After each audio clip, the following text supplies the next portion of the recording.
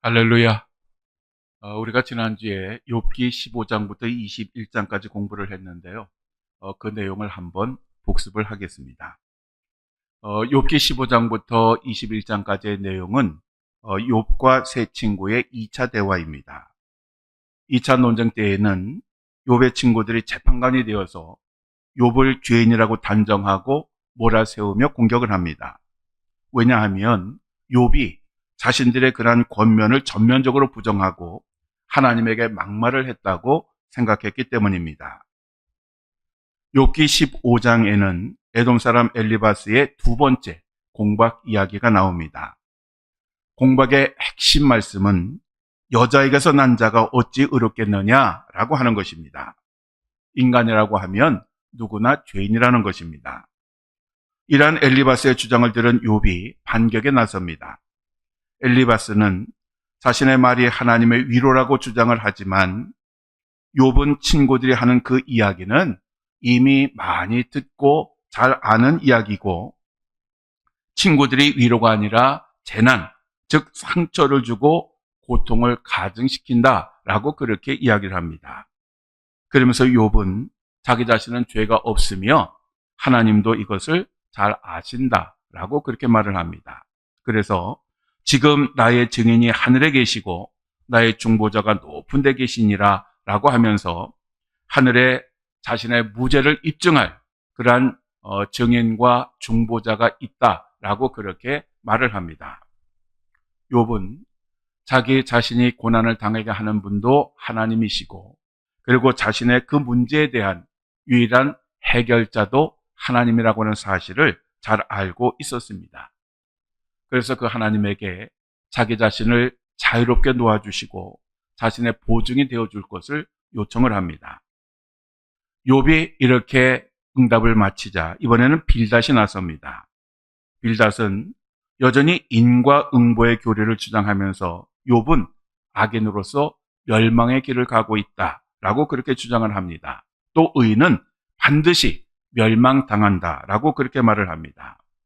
결국 욥이 그렇게 된다는 것이지요. 바로 이러한 빌닷의 공격에 대해서 욥이 반론을 제기합니다. 욥은 위로자가 아니라 상처를 주는 그 친구들을 비판하면서 하나님에게 탄식을 합니다. 욥이 이런 말을 합니다. 하나님이 나를 억울하게 하시고 자기 그물로 나를 애워싸신 줄을 알아야 할지니라. 즉 욥은 자기 자신의 손은 깨끗하기 때문에 하나님이 정당한 재판을 해주셔서 자신의 그 무죄를 입증해 주셔야 한다라고 생각을 했던 것입니다. 이러한 절망의 끝에서 욥은 두 가지 소망을 가집니다. 하나는 자신의 무죄가 철필과 나부로 영원히 돌에 새겨져서 자신이 죽을지라도 그 후에 입증이 되었으면 하는 그런 소망이고 또 다른 것은 대속자 고엘이 자신의 무죄를 옹호해 주는 것입니다. 즉 하나님마저 자신을 공격하는 그런 상황에서 대속자가 자신의 무죄를 입증해 주실 것을 요청을 합니다. 여기서 이 대속자라고 하는 것은 하나님과 구별되면서도 하나님의 사역을 담당하는 그러한 분을 가리키는 것인데 신약의 예수 그리스도를 가리키는 것입니다. 대속자는 욥이 죽을지라도 여전히 살아계셔서 욥의 명예를 회복시켜 주실 것입니다. 그렇게만 해주신다면 욥 자신은 음부에서 기다리겠다라고 그렇게 이야기를 합니다. 이러한 욥의 발언이 굉장히 중요한 것은 인과응보의 교리가 죽음 이후로 확장됨을 의미하는 것입니다. 즉 인간의 삶이라고 하는 것은 죽음으로 끝나는 것이 아니라 죽음 이후에도 계속된다라고 하는 것을 전제로 욥이 이야기를 하는 것입니다. 그래서 그때가 되면 하나님은 악인을 철저하게 멸망을 시키실 것이고 그리고 이 세상에서 억울하게 고난을 당하고 힘들었던 그 의인들의 그 눈물을 닦아주시고 모든 것을 회복시켜 주실 것입니다. 그래서 그때가 되면 인과응보의 교리가 완성이 될 것이라고 이야기를 하는 것입니다. 욥기 19장은 구약성경 최초로 부활신앙이 나타납니다. 즉 욥의 믿음이 혹독한 고난이라고 하는 과정을 통해서 점점 성장하고 있습니다. 욥은 자신이 죽을지라도 하나님이 자신을 구원해 주실 것이라고 고백을 합니다. 욥이 이렇게 이야기를 하자 이번에는 직선적인 성격을 가진 소발이 나섭니다. 이 소발은 악인이 삼킨 것은 다 토해낼 것이고 악인은 반드시 망한다라고 욥을 비난을 합니다. 즉 욥이 당하는 고난은 악인의 결과를 보여주는 것이다 라고 그렇게 이야기를 하는 것입니다. 비록 악인은 풍족함 속에서 행복을 누리는 것처럼 보이지만 결국 그 행복이라고 하는 것, 그 부요함이라고 하는 것은 순간적으로 사라질 것이다 라고 그렇게 이야기를 합니다.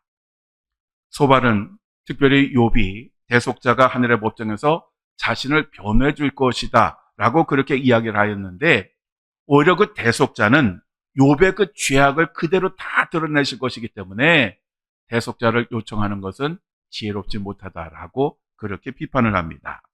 그리고 악인을 위해서 준비된 그 재앙이라고 하는 것은 하나님의 결정이기 때문에 절대로 피할 수 없는 운명이다 라고 그렇게 이야기를 합니다.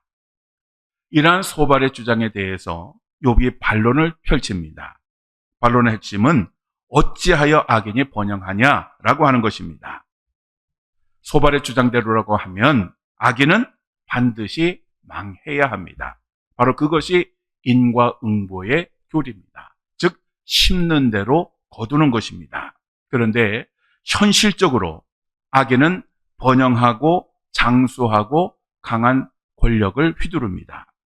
욥은 악인은 반드시 멸망할 것이라고 주장하는 친구들에게 악한 사람들이 지금 이 세상에서 잘 되는 것에 대해서 도대체 왜 그런 건지 그럼 설명을 해보라고 그렇게 요구를 합니다. 그렇지만 욥의 친구들은 여기에 대해서 마땅한 대답을 할 수가 없었습니다. 왜냐하면 그들도 그런 사실을 잘 알고 있기 때문입니다.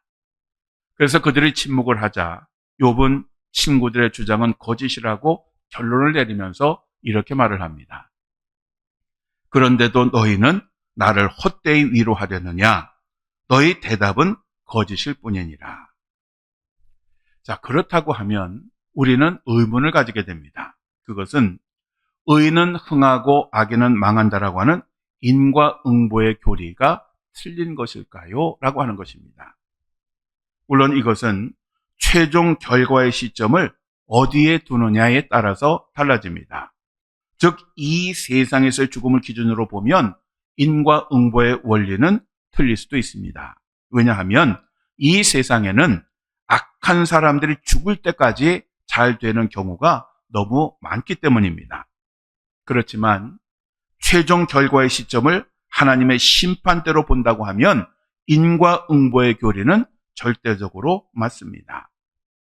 하나님의 심판대에서는 절대로 거짓이나 속임수가 통할 수가 없습니다. 하나님은 철저하게 이 땅에서 심은 대로 거두게 하십니다. 그래서 마지막 심판대에서 악을 저지른 사람은 비록 그가 죽을 때까지 세상에서 잘 먹고 잘 살았을지라도 영원한 지옥에 던져 넣으실 것이고, 비록 이 세상을 사는 동안 정말 힘겹고 어려운 삶을 살았을지라도 끝까지 믿음을 지킨 의인들은 영원한 천국에 두실 것입니다. 여기에는 예외가 없습니다. 세상의 법은 허술해서 의인을 악인으로 만들기도 하고 악인을 의인으로 만들기도 하지만 하나님의 심판대에서는 절대로 오류가 없습니다. 그러므로 우리들은 이 땅을 사는 동안 우리들의 이 시선을 이 인간의 죽음으로 보고 살아가는 것이 아니라 그 후에 있을 하나님의 심판대로 연장을 시켜야 됩니다. 우리가 그렇게 하고 살아갈 때에 우리는 이 세상을 사는 동안 악인에 흥하는 것을 부러워하거나 쫓지 아니하고 끝까지 우리들의 믿음을 지킬 수가 있는 것입니다. 바로 이러한 내용이 우리가 지난주에 공부한 내용이고요. 오늘은 욥기 22장부터 27장까지를 공부하겠습니다. 자, 여러분이 성경 다 읽고 오셨지요? 아마도 지난주에 우리가 트니티 성경 공부하고 지난 주의 그 내용에 대해 성경을 다시 읽으셨다면 이게 그 내용이구나 라고 하는 것을 아셨을 것이고, 또 오늘 우리가 성경 공부를 하기에 앞서서 다 읽고 오셨다면 오늘 말씀을 들을 때 그게 그거구나 라고 하는 것을 이해하실 수 있을 것입니다. 아마도 과제물을 열심히 하시는 분들은 자세히 읽으셨을 것이고 또 과제물은 하지 않지만 이 저녁에 참여하시는 분들은 반드시 읽으셨으리라고 믿습니다. 왜 이렇게 강조하느냐 하면 아는 만큼 보이기 때문입니다. 우리가 해외 관광을 갈 때에 그냥 가서 보는 것과 미리 우리가 갈 곳에 대해서 내용을 한번 공부를 하고 가는 것은 굉장히 다릅니다. 자, 그러면 오늘은 욥기 22장부터 27장까지 공부를 하는데 이 내용은 욥과 세 친구의 3차 논쟁에 관한 그러한 이야기입니다. 이 욥과 세 친구의 논쟁은 마치 시소를 타는 것과 같습니다. 즉, 한 사람이 이야기하면 반대편 사람이 이야기하고 반대편 사람이 이야기하면 또다시 반대편 사람이 이야기를 합니다. 그래서 한쪽에서는 너는 죄인이다, 회개하라 라고 그렇게 말을 하면 반대편에서는 나는 죄가 없다, 나는 무죄다, 우리 하나님은 아신다 라고 주장을 합니다. 바로 이것이 계속해서 반복이 되는 것입니다. 자, 욥기 22장에 보면 나이가 제일 많고 지혜가 있고 에돔 사람인 엘리바스의 세 번째 공박이 나옵니다. 이 엘리바스는 욥이 자기들의 이전의 이야기를 듣고도 계속해서 자신의 의를 주장하는 것에 대해서 굉장히 화가 나 있습니다. 그래서 내 악이 크다, 내 죄악이 끝이 없다라고 그렇게 지적을 합니다. 욥기 22장 5절에 내 악이 크지 아니하냐, 내 죄악이 끝이 없느니라 라고 엘리바스가 이야기를 하고 있습니다. 그러면서 이 엘리바스는 욥의 죄악에 대해서 아주 하나하나 자세하게 열거를 합니다. 마치 자기 자신이 옆에서 욥이 하는 모든 것들을 본 것처럼 그렇게 자세하게 서술을 합니다. 근데 문제는 뭐냐 하면 이 엘리바스는 그렇게 본 적도 없고 욥의 현실과는 전혀 다르다라고 하는 것입니다. 그러면서 이 엘리바스는 욥이 하나님 앞에서 제가 교만했습니다 라고 인정하고 회개하면 하나님께서 이 욥에게 빚과 복을 주실 것이다 라고 그렇게 이야기를 합니다. 즉, 네가 지금 고난을 당하지만 하나님과 화목하면 모든 문제가 해결될 것이다 라고 그렇게 이야기를 합니다. 욥기 22장 29절 30절에 사람들이 너를 낮추거든 너는 교만했노라고 말하라. 하나님은 겸손한 자를 구원하시리라. 죄 없는 자가 아니라도 건지시리니 내 손이 깨끗함으로 말미암아 건지심을 받으리라 라고 엘리바스가 이야기합니다. 즉, 이 말은 욥이 지금은 죄로 인해서 하나님께 심판을 받고 있지만 만일 지금이라도 회개하면 하나님은 반드시 너를 회복시켜 주실 것이다 라고 그렇게 이야기를 하는 것입니다. 그러면서 이 엘리바스는 아주 이 문제 해결이 이렇게 간단한데 왜 그렇게 쓸데없이 고집을 부리고 자기 자신의 이야기를 그렇게 무시하고 듣지 않느냐고 아주 답답해합니다. 이 엘리바스는 여전히 욥이 죄인이라는 것에 대해서 아주 확신을 하고 이야기를 합니다. 그래서 이 엘리바스는 악인의 운명에 대해서 이야기를 한 후에 다시 한번 회개할 것을 촉구합니다. 이처럼 엘리바스도 아주 철저하게 처음부터 지금까지 인과응보의 교리를 가지고 욥을 공격을 했습니다. 다시 말씀드리지만 지금 욥의 세 친구들이 1차, 2차, 3차에 걸쳐서 욥에게 많은 이야기들을 하는데 이 이야기들은 옳은 이야기들입니다. 즉 그들의 이야기는 아주 구구절절 우리가 들어야 할 내용이고 마음에 새겨야 할 내용입니다. 인과응보의 교리가 틀린 것이냐? 아닙니다. 맞은 것입니다. 다만 그들의 이야기가 지금 아주 처절한 고난을 당하는 이 욥에게는 맞지 않는다라고 하는 것입니다. 왜냐? 우리 인간에게 고난이 오는 것은 단순히 죄에 대한 하나님의 심판뿐만 아니라 또 다른 이유가 있기 때문에 그렇습니다. 따라서 우리도 이 욥의 세 친구들처럼 우리의 생각과 판단에 매몰이 되어서 다른 사람을 정죄하거나 비난하면 안 됩니다. 욥의 세 친구는 정말 미련하고 어리석다라고 우리는 생각하지만 막상 우리도 그러한 생활, 그러한 말을 하고 있을 수 있다라고 하는 것을 겸손히 돌아보아야 합니다. 그래야 고난당하는 사람에게 상처나 고난을 주는 것이 아니라 그들을 참으로 위로하는 그러한 사람이 될 수가 있는 것입니다. 엘리바스가 이렇게 욥을 공격하자 이번에는 욥이 2장에 걸쳐서 반론을 제기합니다.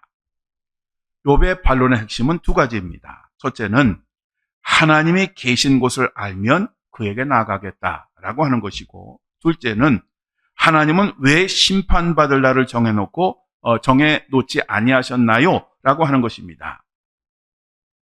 즉 욥은 엘리바스가 이야기한 것처럼 자신은 죄를 짓지를 않았는데 왜 하나님은 그런 걸 아시면서 침묵하시냐라고 그렇게 따집니다. 그러면서 어차피 인간들은 내 마음도 모르고 내가 죄를 지었는지 안 지었는지도 모르니 하나님께서 자신의 무죄를 입증해 주셔야 자기가 억울하지 않겠느냐라고 그렇게 하나님께 호소를 합니다. 여러분, 그 그림 교재에서 보시는 것처럼 욥이 생각하기에 하나님은 마치 숨어 계신 것과 같습니다. 그래서 위에 그림을 보시면 지금 욥이 눈을 가리고 이제 돌아다니고 있죠. 이 욥은 마치 자기 자신이 하나님과 술래잡기를 하는 것과 같다라고 생각을 합니다. 왜냐하면 하나님의 목소리는 들립니다. 그런데 문제는 하나님을 찾을 수가 없다는 것입니다. 그래서 이것이 너무너무 답답하다라고 하면서 탄식하고 절망을 합니다. 그러면서 욥이 이렇게 말을 합니다. 그러나 내가 가는 길을 그가 아시나니 그가 나를 단련하신 후에는 내가 순금같이 되어 나오리라. 하나님은 욥 자신이 의인이라고 하는 사실을 잘 아시고 지금은 자신을 단련시키시는 중이기 때문에 이 모든 고난의 과정이 끝나게 되면 자기 자신은 순금이 될 것이다 라고 그렇게 이야기를 한 것입니다. 비록 지금 자기 자신도 그 이해할 수 없는 그러한 고난 가운데 있지만 이제는 이 욥이 하나님의 섭리를 수용하고 앞을 향해서 나아가는 것을 볼 수가 있습니다. 그래서 욥이 이렇게 고백을 합니다. 하나님이 가지고 계신 많은 계획 가운데 나를 두고 세우신 계획이 있으면 반드시 이루고야 마시겠기에 나는 그분 앞에서 떨리는구나. 이런 것을 생각할 때마다 그분이 두렵구나. 이렇게 욥은 정말 멋있는 신앙 고백을 합니다. 그런데 이러한 고백을 했음에도 불구하고 또다시 연약한 인간의 모습이 드러납니다. 즉 욥은 냉엄한 형실을 보게 됩니다. 그래서 가난한 사람들 고통을 받는 것, 그리고 악한 사람들이 어둠 속에서 행하는 그 죄악들을 고발을 하면서 하나님에게 왜 이 악한 사람들을 속히 심판하지 않으시냐, 왜 심판하지 않으시는 그거에 대해서 불만을 토로하면서 하나님의 그 섭리가 불공평하다라고 이야기를 합니다. 그러면서 하나님에게 하나님, 공의와 정의 하나님이시라면 바로 이러한 악인들을 즉시 심판해 주십시오 라고 요청을 합니다. 그런데 그럼에도 불구하고 하나님의 응답이 없기 때문에 욥은 또다시 절망에 빠지게 됩니다. 이렇게 소망, 절망이 이 욥에게서 계속 오락가락합니다. 그래서 어느 순간에는 절망하고 탄식하고 포기하는 것 같은가 하면 어느 순간에는 정말 성숙한 믿음의 사람이 고백하는 그러한 이야기를 합니다. 이 과정을 통해서 욥의 믿음이 점점 자라나고 있는 것입니다. 그러면서 욥이 이런 고백을 합니다. 그가 큰 권능을 가지시고 나와 더불어 다투시겠느냐? 아니로다. 두려 내 말을 들으시리라. 거기서는 정직한 자가 그와 변론할 수 있은즉 내가 심판자에게서 영원히 벗어나리라. 즉 지금은 어렵지만 죽음 이후의 세상에서는 자기 자신이 결백했다라고 하는 것이 증명이 될 것이고, 그때가 되면 죄에 대한 유죄 선고로부터 자유하게 될 것이다 라고 그렇게 고백을 합니다. 지금 친구들이 한결같이 네가 죄를 지었으니까 그러한 고난을 받는 것이고, 그 고난을 받는 것은 죄를 지은 사람에 대한 하나님의 형벌이라고 주장하지만, 언젠가 때가 되어지게 되면 그 모든 것들의 진실이 드러나게 될 것이다 라고 그렇게 고백을 한 것입니다. 욥기 3장에 보면 이제 욥이 자신의 생애를 저주하는 것으로부터 시작을 합니다. 그런데 이 친구들과의 이 세 차례 논쟁을 통해서 욥의 믿음이 점점 변화되어지고 있고 성숙해지는 모습을 우리들은 보게 됩니다. 그리고 엘리바스가 악한 사람은 꺾여진 나무와 같고 탈곡하여 곡간에 들이지 않고 그냥 잘려 모아진 곡식 이삭과 같다라고 그렇게 말을 했는데, 이 욥은 그 말이 맞는 말이긴 하다. 그렇지만 그것이 나와는 다르다. 나에게는 맞지 않는다라고 그렇게 합니다. 이렇게 욥이 친구들의 주장을 공박하자 이번에는 빌닷이 나섭니다. 이 빌닷은 욥이 계속해서 자기 자신이 깨끗하다고 주장하는 것에 대해서 굉장히 화가 많이 나 있습니다. 그래서 구더기 같고 벌레 같은 인생이 무엇이 깨끗하냐라고 반문을 합니다. 하나님 앞에서는 하늘의 별과 달도 깨끗할 수 없는데 하물며 여자에게서 나서 원죄를 가지고 있는 인간이야 말할 것이 있겠느냐라고 그렇게 이야기를 합니다. 즉 어느 인생도 하나님 앞에서 깨끗할 수 없다라고 하는 것입니다. 그래서 그 그림에서 보시면 욥은 아주 더러운 곳에 누워있고 구더기나 벌레가 돌아다니고 똥파리가 날아다니고 있습니다. 그래서 이 욥이 바로 이런 상황에 있는데 어떻게 자기 자신이 깨끗하다라고 주장하느냐라고 그렇게 반문을 한 것입니다. 결국 빌닷은 광명이 모든 사람들에게 골고루 비치는 것처럼 하나님의 심판이라고 하는 것도 모든 사람에게 똑같이 임한다라고 그렇게 주장을 합니다. 그러니 너도 듣기 전에 너의 죄를 인정하고 고백하고 회개하라라고 합니다. 욥기 26장은 이러한 그 빌닷의 주장에 대한 욥의 응답입니다. 욥은 빌닷에게 너는 누구에게 영감을 받아 그런 말을 하느냐, 그리고 누가 권능자의 우레소리를 헤아릴 수 있느냐라고 하면서 빌닷을 엄중하게 책망을 합니다. 빌닷이 굉장히 똑똑한 것처럼 이야기하지만 실상은 그렇지 않다라고 그렇게 공격을 한 것입니다. 그러면서 욥은 하나님의 위대한 창조 섭리를 이야기합니다. 그림에서 보시는 것처럼 하나님은 지구를 완벽하게 창조하셨습니다. 욥이 이러한 것들이 공중에 매달려 있다고 생각을 합니다. 실제로 우주 공간을 생각하면 이 욥의 설명이 기가 막힙니다. 우리가 알기로는 중세시대까지 이 지구는 사각형이라고 생각했습니다. 그런데 이 아브라함 시대의 욥은 바로 지금의 우주를 보고 있었던 것입니다. 그러니 놀란 그 우주관이 아닐 수가 없는 것입니다. 그리고 하나님은 구름 보자기를 만드셔서 섭리를 하십니다. 즉 때를 따라서 비를 내리기도 하시고 거두기도 하신다라고 하는 것입니다. 그래서 욥기 26장 14절에 이렇게 말을 합니다. 보라, 이런 것들은 그의 행사의 단편일 뿐이요 우리가 그에게서 들은 것도 속삭이는 소리일 뿐이니 그의 큰 능력의 우레소리를 누가 능히 헤아리라 라고 말을 합니다. 즉 우리 인간이 듣는 것은 지극히 속삭이는 소리에 지나지 않는 것인데, 정작 하나님의 그 소리는 아주 큰 능력의 우레소리와 같기 때문에 인간은 그러한 하나님의 모든 것을 알 수가 없다라고 그렇게 이야기를 한 것입니다.